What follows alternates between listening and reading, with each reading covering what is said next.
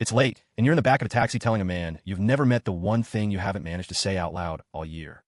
He nods. He says something kind and slightly useless. And it helps. It genuinely helps, because none of it costs you anything. You get out. You watch the taxi go. Whatever you just handed him drives off down the road and out of your life. Then you open your own front door, and the person who actually needed to hear all of that is right there in the kitchen. They look up and ask how your day was. And you hear yourself say, fine. So here's the thing worth stopping on. You just told a stranger the truth and lied, gently, to the one person who has actually owed it. And it isn't because you love the stranger more. Obviously, you'll never think about him again.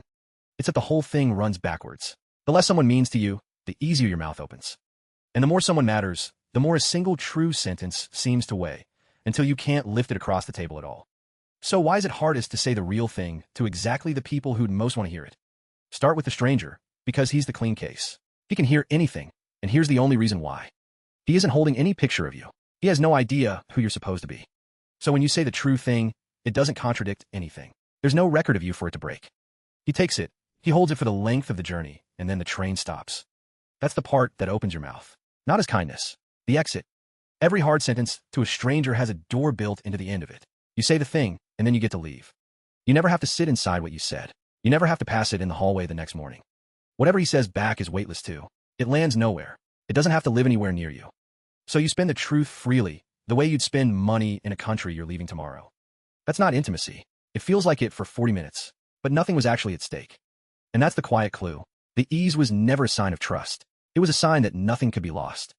Now, carry that back home and stand it next to the person in the kitchen. Everything that made the stranger easy is missing here. And everything that's missing is the reason you go quiet.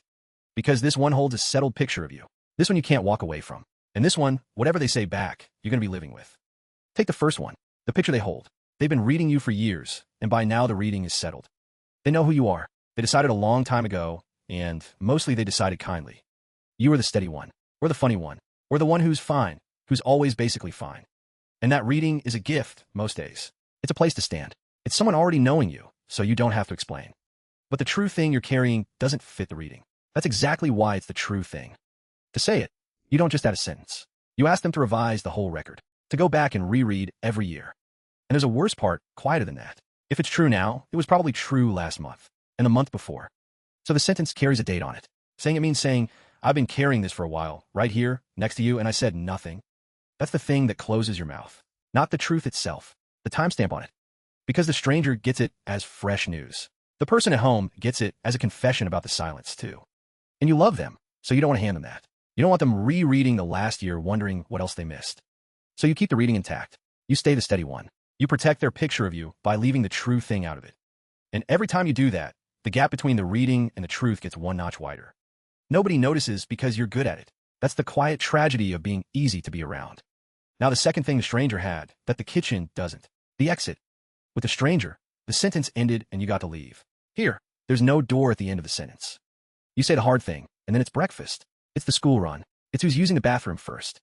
Whatever you set down on the table is still going to be on the table tomorrow, and the day after. And whatever they say back doesn't drift off down the road. It moves in. It becomes furniture. You'll walk around it every day. You'll learn the exact route that avoids it. So before you ever open your mouth, some quiet part of you runs the whole thing forward. It asks, can I live in a house that exists after I say this? And if it isn't sure, your mouth just doesn't open. That's not cowardice. That's arithmetic. The stranger's 40 minutes had no tomorrow in them to weigh. This one is all tomorrow. It's tomorrow all the way to the end of your life, if you're lucky. So the sentence has to be strong enough to hold up a shared roof. And most true sentences, honestly, aren't built for that yet. So you swallow it. Not because it's false, because you can't yet see where it goes to live. Now, the part underneath all of it, the one that isn't about fear at all. The closest person isn't just someone you talk to. Somewhere along the way, they became load-bearing. They're holding up a corner of you. On the bad days, they're the reason the roof is still where it should be. And the true thing you're holding, you're not sure it's safe to hand to someone who's currently keeping you standing. What if you say it and it shakes them? What if the one holding your corner steps back to look at you? So you go quiet, and it looks like distance. It looks from the outside like you don't trust them. But it's the opposite. You've gone quiet because you can't afford for anything to move. The silence isn't a wall you put up. It's a hand held flat against something you need to stay exactly where it is. You aren't being cold. You're being careful with the one structure you cannot replace. That's why it's hardest with them. The difficulty isn't a lack of closeness. The difficulty is made of the closeness. So turn the whole thing over. You've been reading your own silence as a failure. as the proof you're bad at this. But look at where the silence falls. It falls heaviest exactly where the love is heaviest. You are not quiet with the people who don't matter. You're quiet, careful, tongue-tied with the ones holding the roof up. The hard conversation and the person you can't lose turn out to be the same measurement. One is just the shadow of the other. So the difficulty was never telling you that something's wrong. It's been telling you how much is at stake the whole time. The people who are hardest to talk to are hardest, because losing them is the thing you're actually afraid of. Somewhere in the last few minutes, one person came to mind. Not a stranger. Someone in the next room, or one phone call away. There's a sentence you've been carrying for them specifically. You know the shape of it. You know roughly what it weighs. And you've kept it in not because you don't love them. You've kept it in because you do, and it's heavy, and there's no exit at the end of it. That's allowed. Nobody hands the heaviest thing to the most important person on the first try. That was never the test. You don't have to say it tonight. You only have to notice that the silence was never the distance. It was the size of them. The hardest person in the world to talk to is just the one you most can't imagine talking without. Sit with that a second. You already know exactly who they are.